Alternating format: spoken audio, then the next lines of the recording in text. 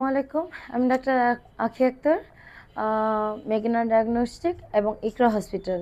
আমি gynae practice করছি। আমি সবসময় কিছু হেলথ টিপস দিয়ে থাকি আমার পেশেন্টদের জন্য। আজকে আমি ছোট্ট একটা হেলথ টিপস দিব, সেটা হচ্ছে বন্ধ্যাত্ব বিষয়। সেটা হচ্ছে যে আমার পেশেন্টরা সবসময় আমার চেম্বারে আমি র্যান্ডম কিছু পেশেন্ট পেয়ে থাকি, সেটা হচ্ছে যে বন্ধ্যাত্ব নিয়ে। বন্ধ্যাত্ব কিছু রুগী আমি র্যান্ডম পেয়ে থাকি যাদের বাচ্চা হয় না। তো আমার রুগীগুলা বেশিরভাগ সময় আসে কি, মহিলা রুগীগুলো আসে, তাদের স্বামীরা সাথে আসে না। তারা রুগীরা তাদের কোনো নিকটস্থ আত্মীয়স্বজন নিয়ে, কোনো মহিলা রুগী তার কোনো আত্মীয়স্বজন নিয়ে, ভাসু মানে যা বা ননদ বা বোন এদেরকে নিয়ে আসে, কিন্তু স্বামীদেরকে নিয়ে আসে না। স্বামীরা সাথে আসে না, রুগীরা একা আসে। তো এটা আমি ভালো মনে করি না। আমি এই জন্য ভিডিওটা করছি, কারণ হচ্ছে যে বন্ধ্যাত্বর পিছনে অ্যাকচুয়ালি আপনার হচ্ছে যে সমস্যাটা, যে স্বামী স্ত্রী দুইজনের কারণে কিন্তু বন্ধ্যাত্ব হতে পারে।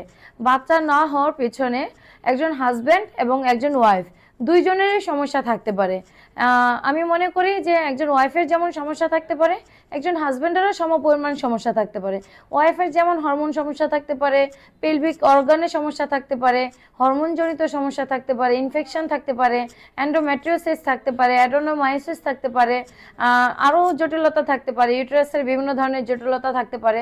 তেমনি হাজব্যান্ডের সিমেনের কাউন্টের প্রবলেম থাকতে পারে, অলিগোস্পার্মে থাকতে পারে, তার স্পার্ম কাউন্ট কম থাকতে পারে, স্পার্মে ইনফেকশন থাকতে পারে, হাজব্যান্ডের হরমোনাল সমস্যা থাকতে পারে, থাইরয়েড প্রবলেম থাকতে পারে, বিভিন্ন ধরনের সমস্যা থাকতে পারবে।